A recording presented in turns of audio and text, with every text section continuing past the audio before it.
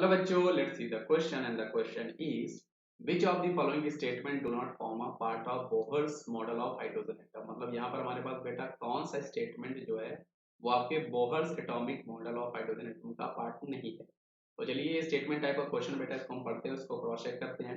Option number A का है बेटा energy of an electron in the orbits are quantize. ये बेटा आपका बोहर्स एटॉमिक मॉडल का ही पार्ट है।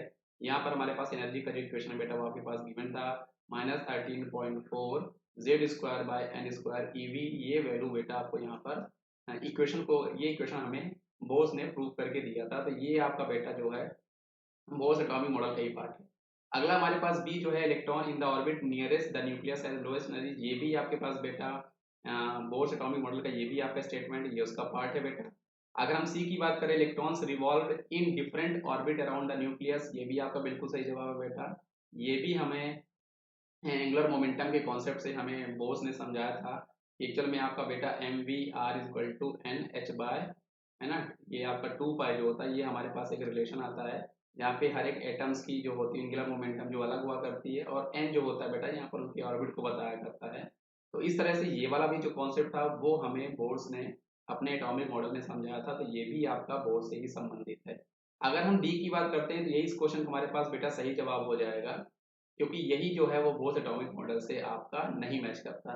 क्योंकि उसने जो हमसे बोला है बेटा position and velocity of the electron in the orbit can not be determined simultaneously, ये हमें हाइजेनबर्ग ने बताया था। ये आपका बेटा एक्चुअल में हाइजेनबर्ग हाइजेनबर्ग हाइजेनबर्ग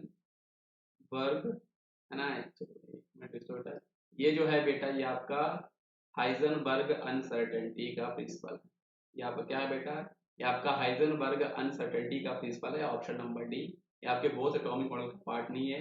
और हाइजेनबर्ग ने हमें ये बताया था कि delta x and delta P, मतलब मोमेंटम और डिस्प्लेसमेंट का जो आपका प्रोडक्ट होगा वो एक्चुअल में ऑलवेज आपका greater than equal to h/4 pi होना चाहिए। इसको हम लोग एक्यूरेट जो है वो नहीं निकाल सकते। तो आई होप आपको ये कॉन्सेप्ट जो है समझ में आया होगा, है ना। इसका सही जवाब हमारे पास ऑप्शन नंबर डी है बच्चों।